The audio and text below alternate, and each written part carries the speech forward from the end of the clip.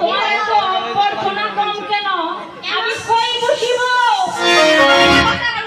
হ্যাঁ, কয়লা বস্তা।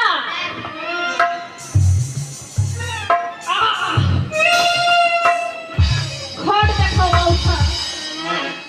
এই ঘরটা মোর বাবার 14 পুরুষও বসাইতে পারে না। এই বুড়িটাকে দিয়া আজ এই ঘরটাকে খুঁজি। বুড়ি এটা ঘর।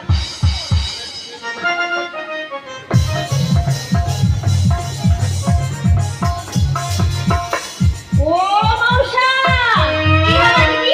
এই, কি হইল?